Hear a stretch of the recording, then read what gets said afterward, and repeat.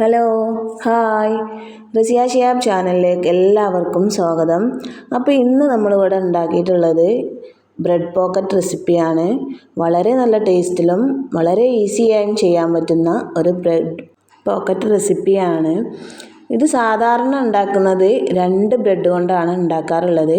നമ്മളിവിടെ ഉണ്ടാക്കിയിട്ടുള്ളത് ഒരൊറ്റ ബ്രെഡ് കൊണ്ട് 2 പോക്കറ്റ് ബ്രെഡാണ് ഉണ്ടാക്കുന്നത് കേട്ടോ. അപ്പോൾ എങ്ങനെ ഉണ്ടാക്കാൻ നോക്കാം. അപ്പോൾ അതിനായിട്ട് ഞാനിവിടെ ഒരു 5 ബ്രെഡാണ് എടുത്തിട്ടുള്ളത്. 5 ബ്രെഡും ഇതുപോലെ ഒന്ന് വെച്ച് കൊടുക്കാം. അതിനുശേഷം ഇതിൻ്റെ സൈഡൊക്കെ ഒന്ന് കളഞ്ഞു കൊടുക്കാം കേട്ടോ. അപ്പോൾ നമ്മൾ ചാനൽ ആദ്യമായിട്ട് കാണുന്നവരാണെങ്കിൽ ഫുൾ സപ്പോർട്ട് ചെയ്യുക. വീഡിയോ ഇഷ്ടമാണെങ്കിൽ ഒരു ലൈക്കൊക്കെ കൊടുക്കുക. അപ്പോൾ ഞാനിവിടെ ബ്രെഡിൻ്റെ 4 വശവും ഇതുപോലെ കട്ട് ചെയ്തെടുത്തിട്ടുണ്ട് കേട്ടോ. ഇനി ഇതൊന്ന് മാറ്റി വെക്കാം. ഇനി ഒരു മിക്സിൻ്റെ ജാർ എടുത്തിട്ട് ഈ കട്ട് ചെയ്തത് അതിലേക്ക് ഇട്ടെടുക്കാം.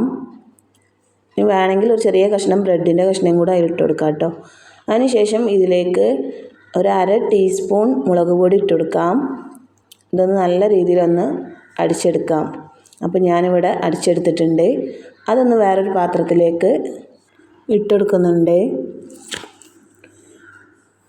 ഇനി നമുക്ക് ഇതിലേക്ക് ആവശ്യമായിട്ടുള്ളത് ഒരു 2 മുട്ടയാണ് കേട്ടോ. അപ്പോൾ ഞാനിവിടെ ഒരു പാത്രത്തിലേക്ക് 2 മുട്ട പൊട്ടിച്ചൊഴിക്കുന്നുണ്ട്.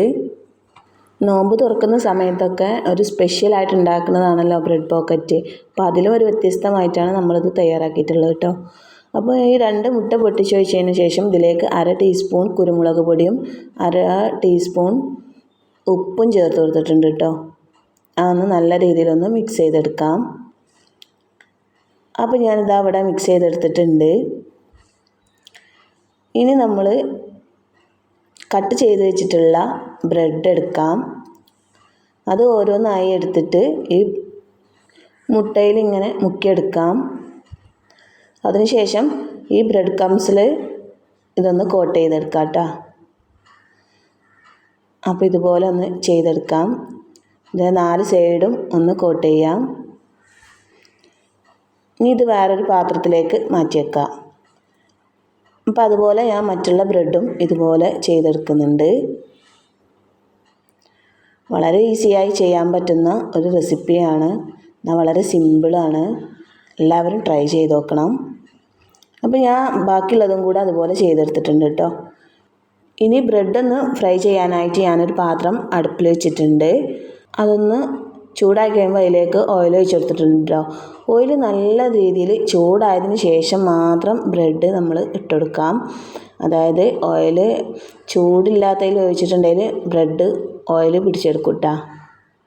അപ്പോൾ പ്രത്യേകം ശ്രദ്ധിക്കുക. നല്ല ചൂടായ എണ്ണയിൽ വേണം ബ്രെഡ് ഇട്ട് പെട്ടെന്ന് പൊരിച്ചെടുക്കാം.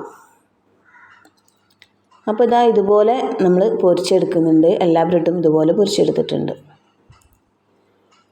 ഇനി നമുക്കിതിലേക്ക് ഒരു ഫില്ലിങ്സ് തയ്യാറാക്കണം. അപ്പോൾ അതിനായിട്ട് ഞാൻ ഇവിടെ ഒരു പാത്രം എടുത്തിട്ടുണ്ട്. അതിലേക്ക് ഒരു ചെറിയ സവാളാണ് ചേർത്ത് കൊടുക്കുന്നത് കേട്ടോ. ചെറുതായി കട്ട് ചെയ്തിട്ടുണ്ട്. അതൊന്ന് ചേർത്ത് കൊടുക്കാം. പിന്നെ ഇതിലേക്ക് ആവശ്യമായിട്ടുള്ളത് കാബേജാണ്. അപ്പോൾ കാബേജാണ് കൂടുതലായിട്ട് ഞാൻ എടുത്തിട്ടുള്ളത്. സവാള ചെറിയൊരു സവാള എടുത്തിട്ടുള്ളൂ. ബാക്കി കാബേജ് ചേർത്ത് കൊടുക്കാം. പിന്നെ ഇതിലേക്ക് ഒരു ചെറിയ കഷ്ണം ക്യാരറ്റ് ചെറുതായി കട്ട് ചെയ്ത് ഇട്ട് കൊടുക്കുന്നുണ്ട്. കൂടെ തന്നെ ഒരു പച്ചമുളക് ചെറുതായി അരിഞ്ഞതും ചേർത്ത് കൊടുക്കുന്നുണ്ട്. പിന്നെ ഇതിലേക്ക് കുറച്ച് മല്ലിയില കട്ട് ചെയ്തതും ഇട്ട് കൊടുക്കുന്നുണ്ട് കേട്ടോ.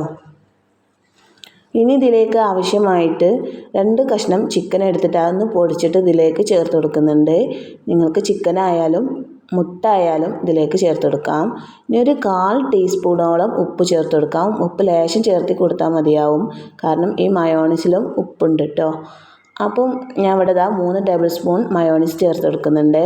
മയോണീസ് വീട്ടിൽ തന്നെ ഉണ്ടാക്കിയിട്ടുള്ളതാണ്. മയോണീസിൻ്റെ റെസിപ്പി ഈ വീഡിയോൻ്റെ ലാസ്റ്റ് ഇടുന്നുണ്ട്. കാണാത്തവർ അതിൽ കാണുക കേട്ടോ.